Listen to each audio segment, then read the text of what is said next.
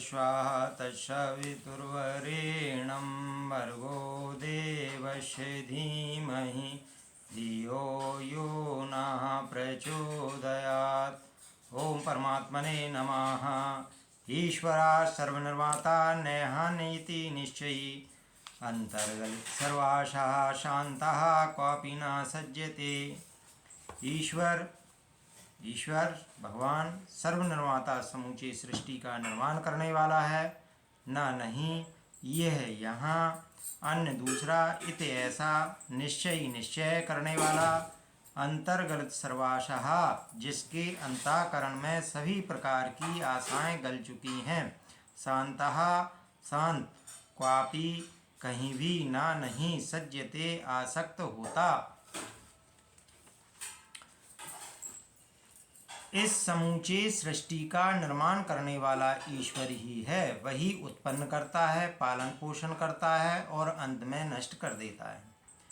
उसके अतिरिक्त दूसरा कोई भी नहीं है। ऐसा निश्चय करने वाला जिसके अंतःकरण में सभी प्रकार की आशाएं गल चुकी हैं, जो शांत हो चुका है, अर्थात जिसमें वस्तुओं को प्राप्त करने तथा खोजने का क्षोभ नहीं है। ऐसा पुरुष संसार की किसी भी वस्तु में आसक्त नहीं होता है। ऐसा पुरुष कभी भी यह अभिमान नहीं करता है कि मैं मरने वाला हूँ।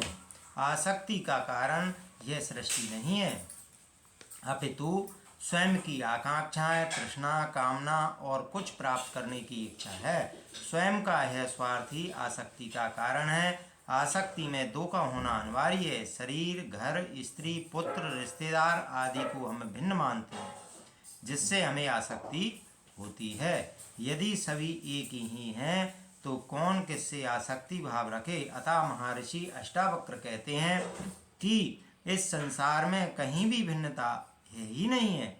वही एक चैतन्य सत्ता अलग अलग रूपों में प्रकट हुई है, इसलिए यह संपूर्ण जगत ही ईश्वर है। सभी उस एक चैतन्य का फैलाव है। अतः संपूर्ण सृष्टि का निर्माण करने वाला वह ईश्वर ही है, अन्य कोई नहीं है। परंतु जिस प्राणी को आत्मज्ञान हो गया है वही ऐसा निश्चय पूर्वक जान पाने में सक्षम है।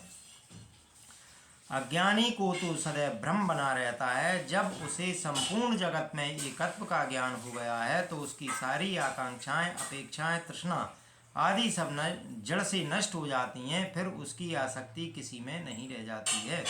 ईश्वास उपनिषद भी कहता है कि इस संसार में जो कुछ भी है वह सब उस परम पिता परमेश्वर का ही है।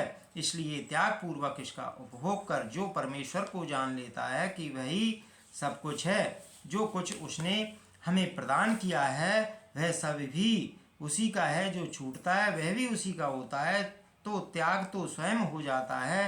द्वंद्व स्वयं मिट जाते हैं, अशांति मिट जाती है, आशाएं भी मिट जाती हैं। जो उससे प्राप्त हुआ है और जो हो रहा है उसी में मनुष्य संतोष करके जीवन व्यतीत करता है।